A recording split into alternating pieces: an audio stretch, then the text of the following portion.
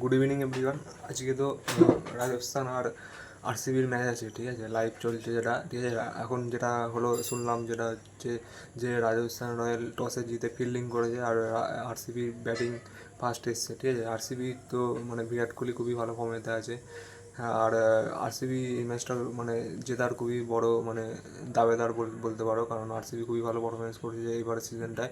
শুধু হোমেতে ভালো খেলতে পারছে না আরসিবি, তাছাড়া বাইরে খুবই ভালো খেলছে, ঠিক আছে। আর তোমরা যদি দেখো আরসিবির ব্যাটিং লাইন আপ খুবই ভালো আছে, কিন্তু কখনো কখনো খুবই খারাপ পারফরমেন্স করে ফেলছে, মানে ব্যাক টু ব্যাক শট মারতে গিয়ে মানে অতিরিক্ত অ্যাটাক করতে গিয়ে মানে একবার কোলাপস করে যাচ্ছে আরসিবির ব্যাটিংটা, ঠিক আছে।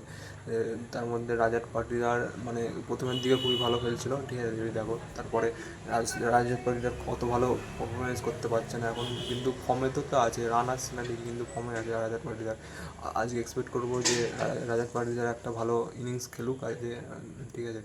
আর যেটা মেন কথা সেটা হচ্ছে রাজস্থান রয়্যালস বৈভব সূর্যবংশী, মাত্র 14 বছরের ছেলে, আগের ম্যাচটা যখন খেলেছিল মানে পুরো মানে এত সুন্দর ইনিংস খেলে সবাই মানে অবাক হয়ে গেছিলো, ঠিক আছে। আজকেও ভালো ইনিংস খেলার খুবই মানে দাবেদার, কারণ আগের ম্যাচটা প্রথম বলেতেই আইপিএলের তার প্রথম বলেতেই 6 মারে, ঠিক আছে। খুবই মানে একটা স্টেটমেন্ট দেয় বলতে পারো বৈভব সূর্যবংশী।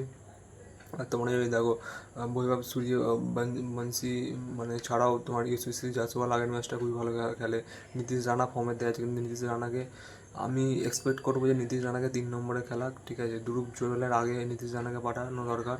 সিমরান হেডমায়ার অত ভালো পারফরমেন্স করছে না, ব্যাক টু ব্যাক দুটো সুপার মানে দুটো ক্লোজ ম্যাচেতে মানে ধ্রুব জুরেল আর সিমরান হেডমায়ার ফিনিশ করতে পারে না, যেটা মানে খুবই এফেক্ট করবে রাজস্থান রয়্যালের কোয়ালিফাইংয়ের উপর, ঠিক আছে। আর সঞ্জু স্যামসন তো এই ম্যাচটাও খেলবে না, ঠিক আছে, তোমরা যদি দেখো। আর আর কি এক্সপেক্ট করা যায় সেটা হচ্ছে যে বলিং লাইন আমি জোবরা আর্চার খুবই ভালো বল করছে, ঠিক আছে। জোবরা আর্চার ভার্সেস আজকে বিরাট কোহলি তোমরা ব্যাটেলটা দেখতে পাবে, ঠিক আছে। আর যদি বলি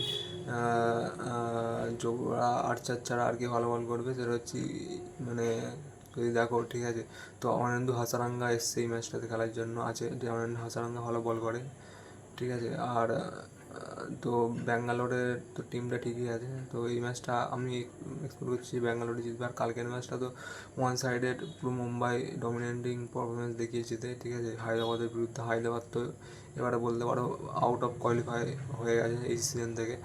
আর তার উপর সেটা সবচেয়ে বড় কথা হচ্ছে যে মানে মুম্বাই 4 নম্বরে পৌঁছে গেছে, ঠিক আছে, আগের ম্যাচটা জিতে।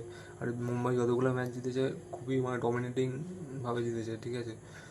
তো মুম্বাইয়ের ব্যাটিংও ভালো করছে, বোলিং তো খুবই খতরনাক আছে, ঠিক আছে। আর ব্যাটিংয়ে তোমার সূর্যকুমার যাদব আর রোহিত শর্মার ফর্ম খুবই খতরনাক চলছে এখন বলতে পারো। রোহিত শর্মা পুরো কনসিস্টেন্টলি 250 মারে, ঠিক আছে, অ্যাটাকিং ইনিংস খেলে। একটাতে নট আউট যায়, এটাতেও নট আউট যাওয়ার দরকার ছিল রোহিত শর্মা আগের ম্যাচটাতে, ঠিক আছে, কিন্তু ভালো খেলে, ভালো পারফরমেন্স দেখায়, দুজনে ভালো পারফরমেন্স করছে। আর রিগালটার অত ভালো মানে রান করতে পারছে না, ঠিক আছে, এটা যদি দেখো মুম্বাইয়ের ওপেনিংয়ের দিক থেকে। বাদ বাকি মুম্বাইয়ের টিমটা খুবই সেটেল আছে, ঠিক আছে। উইল জ্যাক্সকে খেলাচ্ছে, কিন্তু উইল জ্যাক্স অত ভালো পারফরমেন্স করে দেখাচ্ছে না।